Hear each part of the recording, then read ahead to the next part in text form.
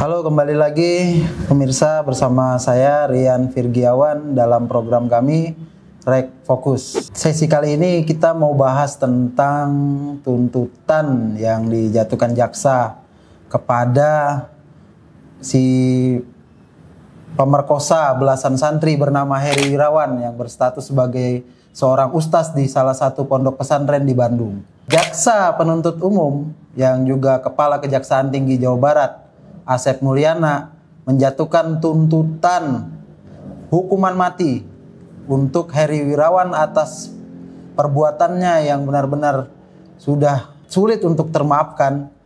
Kemudian bukan hanya tuntutan mati, Heri Wirawan juga dituntut kebiri kimia sebagai efek jera dan kemudian denda 500 juta.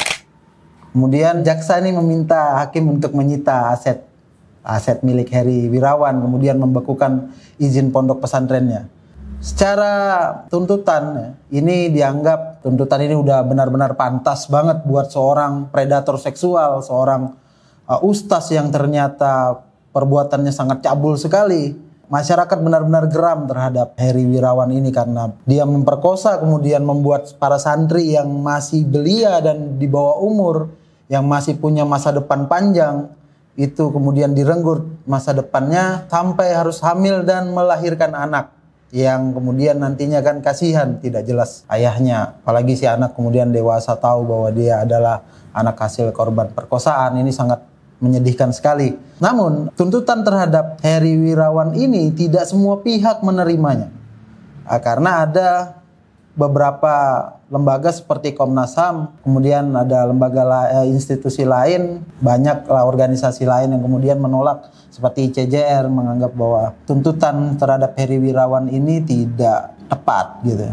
Komnas HAM beralasan bahwa tuntutan hukuman mati dan kebiri itu melanggar hak hidup seseorang. Kemudian beberapa pendapat lain dari pakar menyebut bahwa tuntutan mati disertai dengan tuntutan kebiri kimia itu tidak tepat seharusnya gitu.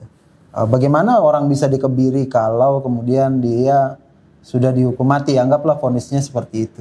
Nah, untuk menjawab segala macam polemik terkait dengan tuntutan kepada si Heri Wirawan ini, hari ini kita sudah kedatangan salah satu pakar, yaitu Bang Rizky Karo-Karo, dosen dari Universitas Pelita Harapan. Halo Bang, gimana kabar? Sehat, Alhamdulillah, puji Tuhan. Semoga pendengar juga sehat semuanya. Bang, ini kan ramai banget nih Heri Wirawan nih Bang, belakangan nih Bang. Ini udah nggak kontroversial ya. Kontroversial dan menyita perhatian publik banget nih Bang. Ini betul. Meskipun sebenarnya kalau kita lihat Bang ya, banyak sekali kasus pemerkosaan di lingkungan agamis gitu ya. Maksudnya di lingkungan pondok pesantren maupun di lingkungan-lingkungan yang basicnya agama gitu Bang. Nah, tapi kenapa Heri Wirawan ini tuh kayaknya rame banget Bang ya? Oke. Nah, terus kemudian tuntutannya banyak ya? Juga terlalu banyak Bang. Itu 500 juta. Kalau kita lihat itu 500 juta. Kemudian ada biaya membayar restitusi kepada korban yang total keseluruhannya mencapai 331 juta. Kebiri, ya kan? Ini sita aset ya, gitu ya. Bang, dan kita langsung aja. Sebenarnya pandangan Abang gimana Bang soal tuntutan yang begitu banyak yang dijatuhkan jaksa kepada si Heri ini Bang? Iya, yang pertama perbuatan Heri gitu ya, dia masih dianggap sebagai terduga karena belum ada putusan pengadilan. Jadi majelis hakim belum memutuskan apakah dia bersalah atau tidak, vonisnya bersalah atau tidak gitu ya. Dan juga belum ada putusan yang inkrah. Bisa saja setelah putusan pengadilan negeri dia melakukan banding gitu, banding lalu kasasi. Nah, kita nunggu inkrah dulu atau berkekuatan hukum tetap. Nah, kedua, jaksa penuntut umum menurut saya pribadi setelah melakukan terobosan hukum yang sesuai dengan koridor hukum. Mengapa sesuai? Karena harus ada dulu undang-undangnya. Undang-undangnya sudah ada nih, udah terpenuhi asas legalitas pada pasal 76D dan pasal 81 ya. Jadi kan dasarnya jaksa penuntut umum mendasarkan pada pasal 81 Undang-Undang Perlindungan Anak yang tahun 2016. Nah, dasar jaksa penuntut umum menuntut hal seperti itu didukung dengan alat bukti dulu. alat bukti yang sah menurut 184 ayat 1 KUHP. Bahwasannya dalam pengadilan setelah diperiksa saksi, gitu ya. Lalu saya yakin ahli pasti diperiksa, bisa ahli psikiater gitu, ahli forensik gitu ya. Lalu ada juga surat gitu ya. Surat ini alat bukti secara umum, begitu juga ada petunjuk dan juga keterangan terdakwa. Nah, dari 5 alat bukti ini jaksa memformulasikan kepada tuntutan bahwasannya dari fakta-fakta yang diperoleh dari keterangan terdakwa, maka menurut jaksa penuntut umum perbuatannya ini sudah kategori berat gitu ya, sehingga kan didakwa dituntut dengan pemberatan yang sepertiga, yang tadinya 15 tahun ditambah sepertiga jadi 20 tahun. Tuntutan jaksa ini menurut saya sudah ideal ya, sudah ideal. Dan persidangan berikutnya adalah pledoi dari penasihat hukum dan juga biasanya pledoi pribadi dari terdakwa. Seperti itu. Bang, tapi kan masalahnya gini Bang, ini kan kontroversial banget Bang. Betul. Banyak yang menolak banyak yang pro, juga, banyak yang setuju-setuju aja. Kayak Komnas HAM, ICJR, dan beberapa pakar-pakar lain juga menganggap bahwa tuntutan hukuman mati kemudian disertai kebiri kimia itu agak aneh, karena kalau kita merujuk di pasal 9 huruf C Peraturan Pemerintah nomor 70 tahun 2020 soal pelaksanaan kebiri kimia ini harusnya kan dilaksanakan setelah menjalani pidana pokok. Anggaplah kemudian hukuman mati itu menjadi pidana pokoknya Bang. Bagaimana orang mati dikebiri Bang? Taruhlah vonisnya yang dijatuhkan hakim itu kemudian adalah 2 itu, mati dengan kebiri. Itu gimana Bang? Oke. Menurut saya jaksa ini kan pasti menuntut dengan, dugaan saya dakwaannya adalah subsidiar. Subsidiar dalam artian pidana yang pertama adalah pidana yang paling berat, yakni pidana mati. Lalu lebih subsidiar adalah pidana seumur hidup. Lalu lebih subsidiar lagi pidana 20 tahun dan setelahnya gitu ya. Nah, hakim nanti harus membuktikan pasal mana yang terbukti. Kalau memang pasal pidana penghukuman atau vonis pidana mati tidak terbukti, maka hakim harus membuktikan dan melihat pasal pidana seumur hidup. Gitu. Jadi itu nanti dinilai oleh hakim mana yang terbukti, itu yang akan dijadikan vonis. Kalau misalkan tindakan kebiri kimia itu ya pastinya akan dikenakan setelah, ya nggak mungkin ya pidana mati lalu dikebiri kimia. Kemungkinan kalau nggak dia pidana seumur hidup plus kebiri kimia, atau pidana 20 tahun plus kebiri kimia. Cuman kalau bicara kebiri kimia ini kan masih pro kontra ya. Siapa yang mau eksekusi? Iya. Dokter kalau pernah kita lihat di kasus sebelumnya itu juga pro kontra kebiri kimia. Dokter kan dengan sumpah Hipokratnya poinnya adalah tidak boleh melukai orang yang sehat gitu. Cuma setelah adanya perintah pengadilan, putusan pengadilan, ya menurut saya mau tidak mau dokter harus melakukan eksekusi kebiri kimia tersebut. Gitu. Jadi kalau Abang lihat nih, kayaknya kalaupun dia ada tuntutan kebiri, kemudian tuntutan mati juga, kayaknya berat lah Bang sampai tuntutan mati Bang. Iya, bicara tuntutan mati tergantung hakim ya, nanti akan memvonis yang mana. Kalau menurut pribadi saya, pasti nanti pledoinya akan, terdakwa mengakui perbuatannya gitu ya. Kita kan nggak tahu ya, karena kan proses pengadilan itu tertutup untuk umum ya, karena kan sidangnya tindak pidana asusila, apalagi korbannya usia anak. Nah, hakim akan mencari tahu, menggali, menemukan alasan meringankan, alasan memberatkan. Kalau secara umum alasan meringankan ya dalam konteks hukum acara pidana dan pidana, yang pertama, kalau sekarang kan yang sering viral adalah berperilaku sopan gitu ya. Nah, itu kan sekarang menjadi salah satu alasan yang meringankan. Tapi alasan meringankan yang umumnya, pertama terdakwa mengakui perbuatannya. Dalam artian dia insaf gitu ya. Insaf, tidak akan mengulangi, menyesal gitu ya.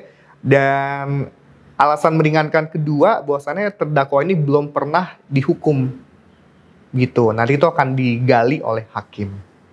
Tuntutan mati, saya pribadi setuju. Karena sudah ada asas legalitasnya dalam pasal 81 Undang-Undang Perlindungan Anak yang tahun 2016. Oke. Bang, ini kan si Heri ini jahat banget berarti nih Bang ya. Betul. Jahat banget nih Bang. Betul. Ya. Bang, tapi kan itu kemudian menimbulkan kalau kemudian dia harus divonis mati gitu bang ya sama hakim nanti. Itu bagaimana bang? Siapa yang bertanggung jawab atas? Yang orang bertanya-tanya juga bang. Itu anaknya lahir gitu ya, nggak punya bapak gitu. Siapa yang bertanggung jawab ini bang? Kasihan kan bang, mereka anak tanpa bapak, kemudian tahu bahwa bapaknya, iya ya kan bapaknya seperti itu, kemudian dia ditanya misalnya ibunya, Bu, ayah kemana gitu? Ayah saya siapa? Ayah kamu udah di kuburan karena udah udah dieksekusi mati gitu. Itu yang harus bertanggung jawab siapa bang untuk biaya dan lain-lain untuk anak-anak korban seperti itu. Masyarakat kan juga bertanya-tanya bang, penasaran apa? Iya, jaksa memang meminta namanya restitusi. Ya. Cuma restitusi kan ganti kerugian dari pelaku pada korban. Ya. Katakanlah pelaku tidak mampu atau setelah nanti vonis mati gitu ya, bagaimana pelaksanaannya kan itu harus dikawal oleh ya dalam arti menurut saya yang harus mengawal adalah LPSK, Lembaga Perlindungan Saksi dan Korban. Kalau memang pelaku nanti si Heri ini katakanlah dia jadi terpidana tidak mampu, maka menurut saya negara harus hadir dalam artian memberikan kompensasi. Kompensasi itu dari negara kepada korban. Sudah ada peraturan pemerintah tentang pemberian restitusi dan kompensasi bagi korban tindak pidana. Seperti itu. Jadi kalau memang si Heri nanti divonis mati gitu ya, kita nggak tahu apa gitu ya. Setelah ini kan kita akan mendengarkan putusan pengadilannya. Tapi kalau memang sampai divonis mati ya, menurut saya negara harus turut serta melindungi korban dan juga anaknya tadi. Gitu. Selanjutnya saya mau tanya-tanya soal jaksanya bang. Tapi sebelum sampai ke situ, yang saya mau tanyakan sebenarnya menurut abang sendiri ya pribadi gitu, ini kelebihan nggak sih bang tuntutan terhadap ini? Karena kalau kita merujuk sama beberapa kasus, bukan hanya soal pemerkosaan, tapi kejahatan-kejahatan lain yang begitu luar biasa. Contoh saja bang, yang kemudian disayangkan oleh publik gitu ya, banyak disayangkan gitu. Korupsi bansos bang di saat pandemi, itu pedih bang, itu pedih banget dan dilakukan oleh menteri lagi bang. Itu hukumannya ya seberapa sih bang? Tuntutannya juga nggak gede bang. Padahal ada bisa kan, pidana mati ya dalam pasal harusnya, 2 itu ya. Betul bang. Nah menurut abang ini tuntutan nggak kebanyakan bang? Pantas nggak? Kalau secara pribadi bang, pantas nggak? Oke. Dari saya dilihat motif dari pelakunya gitu ya. Kalau dari kronologis perkara gitu ya, memang sudah ada niat dari si pelaku, si Heri, si terdakwa ini. Lalu niatnya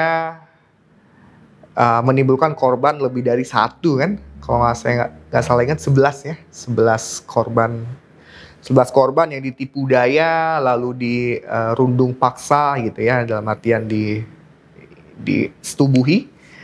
Nah, tuntutan yang banyak itu kalau saya pribadi adalah iya, pantas gitu. Pantas karena harusnya dia menjadi contoh gitu kan, apalagi dia salah satu pemimpin dalam kegiatan sosialnya gitu. Apalagi sampai ada yang menuliskan murid harus patuh pada guru. Ya, oke kalau konteksnya benar. Nah, itu kan sudah jadi pemberatannya adalah di hal seperti itu gitu. Kalau dibandingkan dengan Mensos ya saya juga sayangkan ya, padahal Undang-Undang Pemberantasan Tindak Pidana Korupsi sudah mewadahi ya. Iya bang, sayang ya bang. Maksudnya ini kan kasus pemerkosaan gitu, memang jahat sih bang. Tapi kan lebih jahat lagi orang korupsi bansos. Gitu betul, ya, korbannya lebih banyak lagi ya. Korupsi lah, semua kasus korupsi lah bang, itu jahat banget gitu, ya kan. Tapi ya tahu sendiri lah ya kan hasilnya kan. Ya, nah itu jadi mungkin yang dilihat adalah motifnya lebih ke suap ya. Oke bang, selanjutnya bang, ini soal jaksanya nih sampai turun gunung nih, Kajatinya nih sampai turun gunung. Jarang sekali ya. Pak Asep Nana Mulyana ini sampai dia harus menjadi jaksa penuntut umum yang harusnya bisa dilakukan oleh anak-anak buahnya gitu, anggotanya gitu di institusi yang dia pimpin, sampai turun gunung. Pertama pertanyaannya bang soal jaksanya, apa motifnya sebenarnya, apa dorongan si Pak Asep ini kalau abang lihat kenapa dia harus sampai turun gunung mengawal kasus Heri Wirawan ini. Kedua, ini kan jadi atensi Jokowi bang. Kasus ini sampai jadi atensi Jokowi gitu. Kemudian beberapa menteri kayak menteri PPA gitu ya bang. Ya, kemudian juga. barusan Wamenak juga komentar soal itu, bahkan DPR RI mendukung penuh tuntutan terhadap Heri Wirawan gitu. Apakah karena dorongan perhatian itu sampai kemudian jaksa menuntut hukuman yang begitu banyak kepada Heri Wirawan, ataukah ini ajang unjuk gigi jaksa? Ya kan belakangan jaksa kan sama seperti kepolisian bang, disorot banget kinerjanya gitu. Betul. Apakah kemudian kasus ini menjadi sebuah momentum buat mereka menarik simpati, menarik perhatian masyarakat, menarik bangganya masyarakat terhadap jaksa karena telah menuntut mati atau bahkan sampai vonis nanti ya kan, kalau vonisnya mati, oh jaksa keren ini ya kan. Sampai si pelaku pemerkosaan yang buas banget ini sudah sampai digituin lah. Iya. Ya bang, gimana itu bang? Iya, kalau menurut saya ini suatu prestasi ya, prestasi bagi instansi kejaksaan kita. Kalau bicara kajatinya sampai turun gunung, kalau saya pribadi melihatnya lebih ke aspek profesionalitas dan juga kasusnya termasuk pidana yang berat menurut saya. Berat dalam artian harus menggali keterangan saksi yang notabene adalah korban gitu ya. Korban yang sudah barang tentu ini korban tidak mau mengingat-ingat lagi. Jadi beratnya di situ. Dan kalau banyak pejabat-pejabat memberikan atensi, lalu kejaksaan bahkan kajatinya sampai turun, menurut saya tanpa adanya atensi seharusnya sudah tetap berperilaku seperti itu. Gitu. Kalau memang ini menjadi perhatian bagi publik, ya ini momentum bagus nih bagi kejaksaan untuk menambahkan kepercayaannya kepada publik gitu kan. Karena kalau ngelihat angka, jaksa kan juga sudah banyak, instansi kejaksaan ya, banyak juga mengembalikan kerugian keuangan negara, gitu. Oke. Unjuk gigi. Ya, unjuk gigi gimana tuh bang? Dibilang unjuk gigi, menurut saya sih tidak juga ya, karena dengan walaupun kajatinya tidak turun gunung, sudah tentu JPU-nya akan memberikan tuntutan yang sama, karena kan jaksanya akan konsultasi dengan kejaksaan tinggi juga kan, dengan jaksa tinggi itu. Gitu. Jadi dibilang unjuk gigi menurut saya tidak juga ya. Oke. Oh iya bang, ada yang kelupaan bang, satu lagi. Apa tuh? Pak Asep kan selalu bilang bahwa selalu menegaskan ke media dan untuk disampaikan ke publik bahwa meskipun publik juga penasaran apa yang terjadi dalam persidangan. Betul, karena tertutup untuk tertutup umum. Banget nih bang, itu kenapa? Karena banyak yang bertanya, kok tertutup sih, kami kan juga pengen tahu gitu. Itu jaksanya selalu ngomong gitu, tertutup, pokoknya tertutup dan tertutup. Nanti kalau putusan baru terbuka gitu. Orang kan penasaran bang. Nah, itu ini terakhir nih bang. Terakhir nih. Ya. Satu, dalam Undang-Undang Kekuasaan Kehakiman, pengadilan memang diperiksa dan pemeriksaannya sifatnya terbuka untuk umum, kecuali ditentukan lain. Khususnya perkara anak dan juga tindak pidana asusila. Alasannya ya filosofisnya supaya tidak mengganggu jalannya persidangan, lalu korban tidak terviktimisasi lagi gitu ya, karena kan korban pasti akan ya psikologisnya pasti akan terganggu juga gitu. Ya nanti kita lihat di agenda putusan. Jadi kita dengar sama-sama apa sih putusan hakim.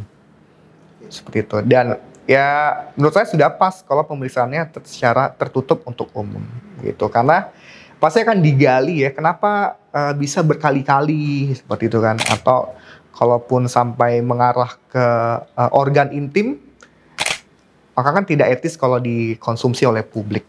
Dan ya kita juga bisa mengakses putusannya nanti kan di Direktori Putusan Mahkamah Agung. Iya, kasus Heri Wirawan ini menjadi momentum bagi penegakan hukum, khususnya yang korbannya adalah anak. Tuh. Lalu untuk tuntutan, undang-undangnya sudah secara tegas, jelas, dan gamblang gitu ya, dalam artian sudah ada asas legalitasnya, maka jaksa penuntut umum tidak boleh ragu untuk menerapkan dakwaan yang berat, tuntutan yang berat. Tapi selain itu juga harus fokus pada perlindungan korban. Karena korban pemulihannya juga harus dikawal gitu ya, pemulihan psikologis, bahkan ekonomi, dan sosialnya juga. Karena kan pasti akan ada stereotip, stereotip itu yang harus dihilangkan oleh jaksa nanti gitu. Jadi jaksa harus melindungi korban juga. Dan yang terakhir untuk tuntutan, menurut saya sudah pas dengan tuntutan tinggi tersebut. Oke Bang, terima kasih pembahasan kita menarik sekali Bang hari ini, pendapatnya, pandangannya terhadap kasus Heri Wirawan. Sekian pembahasan kita pada kesempatan kali ini bersama Bang Rizky Karo-Karo, dosen dari Universitas Pelita Harapan, terkait tuntutan mati yang begitu kontroversial dan tuntutan-tuntutan lainnya yang dijatuhkan jaksa kepada si predator seksual Heri Wirawan yang telah memperkosa belasan santri di Bandung. Semoga bisa menjadi perhatian yang serius buat semua penonton, dan jangan lupa like, comment, and share. Kemudian subscribe channel YouTube Rek News dan nyalakan lonceng notifikasinya supaya kalian nggak ketinggalan video-video terbaru dari kami dan berita-berita yang kami sajikan. Terima kasih banyak, sampai jumpa.